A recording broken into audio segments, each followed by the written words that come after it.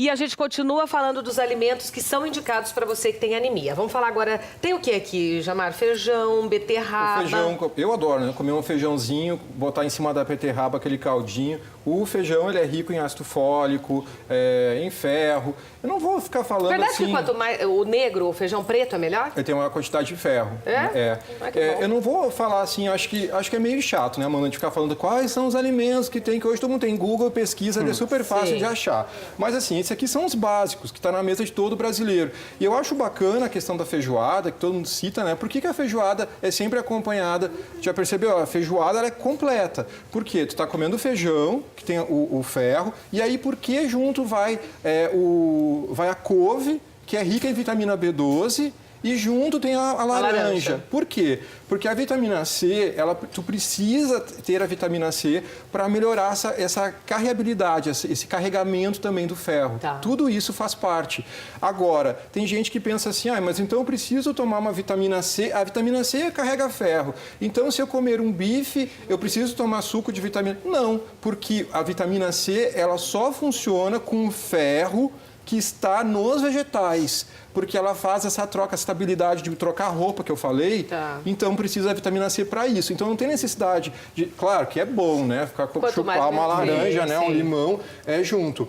E o que mais? E outra coisa que eu acho interessante a gente falar.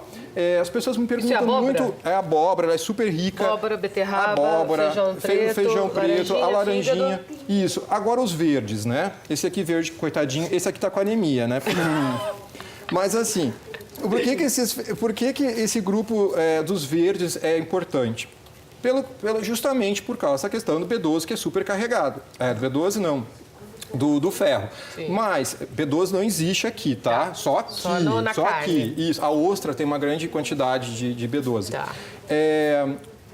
Quando a gente faz o uso desse tipo de alimento, o melhor não é comer o cru.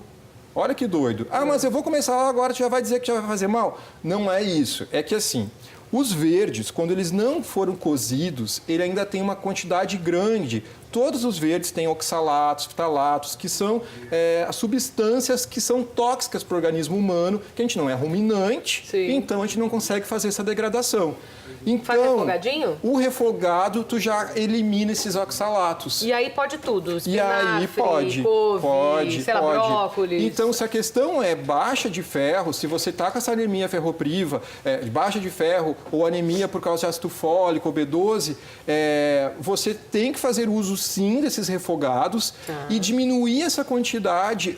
Tu vê só, tu tá comendo verde, tem o ônus e o bônus. Sim. Mas, porque esses oxalatos, eles podem competir, né? O cálcio existente aqui, que é super concentrado, ele compete com o ferro que está ali. Aí o teu sangue fica, agora pego esse, tu vai acabar perdendo. Ô, doutor, e quando a gente fala em questão de tratamento, a gente está falando aqui, Jamar mostrou tão bem os medicamentos, tem esse aqui que não pode, gente, que são os termogênicos, é isso? Jamar, tem o café? Não, o café, o chá verde, chás escuros, na verdade. Tá. E aqui o iogurte, por causa da concentração de cálcio. Isso aqui é um erro que a gente faz, né? A gente se alimenta e depois da alimentação tu já gosta de tomar o cafezinho. Esse cafezinho tu já perde grande quantidade de ferro. Diz que ele rouba um pouco dos nutrientes, sim, né? Sim, isso mesmo, tu compete, isso que eu tô falando. Então, gente, não toma cafezinho logo depois das refeições. Se você tem baixa, exatamente, tá? Outro erro, né? A mãe que costuma alimentar o filho, aí dá de sobremesa um iogurte. Se ele tá com baixa, não faz isso. Nos intervalos, a mesma questão do polivitamínico. Não se dá polivitamínico depois de uma refeição. Tem que ser num intervalo, tá? E por que os chás aqui? Muita gente acha, inclusive eu até estava dando uma pesquisada assim na internet, existem vários chás que são indicados para quem tem problema de anemia, né? O jatobá é uma fruta, o jatobá, né, aquela árvore enorme, ela tem uma concentração de ferro no fruto. E aí tem gente que interpreta mal e faz o chá e piora a situação. Porque os chás, a grande maioria dos chás, principalmente chá verde, ele tem uma concentração de oxalatos, todos esses agentes que acabam interferindo, os taninos, as catequinas. O chá verde, tu pensa, eu estou emagrecendo. Imagina só, Você está fazendo já lá um regime lá da internet, aí você não basta de ter diminuído super a sua alimentação, aí você ainda faz uso de um chá verde, você está depletando vai isso tirar tipo, o resto. muito. É porque ele também é diurético. Ô, doutor, além desses alimentos e medicamentos que o Jamar explicou tão bem pra gente, qual é outra forma de tratar a anemia? Então, uma coisa só para não ficar nenhuma dúvida, os alimentos eles são fundamentais para o auxílio do tratamento, mas algumas situações requerem também uma complementação com medicamento. E às vezes acaba até precisando usar os componentes com ferro quelato, né, que são fundamentais para fornecer a quantidade de ferro necessária. Pode ser através de cápsula, remédio, Sim. Ou tem algumas injeções também que a pessoa tem pode tomar, injeção né? também. Injeção, em geral, é para paciente que não consegue absorver o ferro de medicamento por boca. Então, paciente que fez cirurgia bariátrica, às vezes tem que receber o remédio na veia. Ou pacientes que têm algum problema estomacal que o ferro não entra direito. Ou, às vezes, até os pacientes que têm muitos efeitos colaterais, que o Jamar falou. Realmente, os complexos de ferro, eles têm muito risco de dar dor abdominal, náusea, mas a gente sempre explica, olha, se tiver isso, pode acontecer, é normal, né? E tentar falar para o paciente que é importante ele tomar para poder corrigir o tratamento. E outra coisa a mais também interessante é a questão do suco de laranja. O suco de laranja ele facilita a entrada do ferro mesmo por medicamento. Então, eu sempre oriento meus pacientes, olha, vai tomar o comprimido de ferro, toma sempre com suco de laranja antes, evita de tomar com leite, né? Pela questão da competição do cálcio e tudo mais, né? E aí o tratamento, então, se dá com medicamento, com injeções, com alimentação? Isso. E se ainda assim nada resolver? Aí, se não melhorar com ferro, se não melhorar com alimentação, precisa ver se não tem alguma coisa mais grave acontecendo. Né? Que aí Então, aqueles exames que você falou no começo do programa, Isso. para ver se você não está com problema no rim, no fígado, Isso, no e sangue nesse mesmo. paciente que não melhora de início da anemia, ou então que apresenta uma anemia muito severa, então, paciente que tem uma anemia e está tendo desmaio, que está tendo dor no peito, esses pacientes estão com uma anemia mais grave. Então, ou nos pacientes que não melhoraram com medidas mais simples, ou os pacientes que têm sintomas muito graves, esses pacientes precisam ser investigados mais a fundo, de preferência com um médico especialista, no caso, o hematologista. Muito legal, muito legal. Olha, gente, foi muito bom o programa hoje, amei. Muitas informações bacanas. Ô, Antônio, a mãe que tem anemia na gestação, ela pode passar para o bebê? Pode. E, assim, aí tem dois cenários. Existem algumas anemias que são hereditárias. Então, por exemplo, a doença falciforme é uma anemia hereditária, né, que a mãe pode, né, ter um risco de, não é transmitir, mas tem um risco de a criança nascer com anemia por conta dessa questão genética.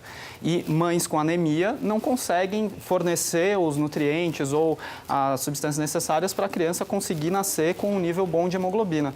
Inclusive, o ácido fólico que a gente toma antes, toda mulher, durante a vida, aliás, mais especialmente quando quer engravidar, também é para isso? É em parte para isso, mas o ácido fólico ele entra mais para prevenir uma complicação neurológica, que é o defeito do fechamento do tubo neural. Mas também o ácido fólico, que nem a gente falou, ele é importante para a produção de células do sangue. E a grávida, ela é a pessoa que mais tem necessidade de produção de glóbulos vermelhos. Então, por isso que a gestante acaba tomando ferro, ácido fólico na gestação, né?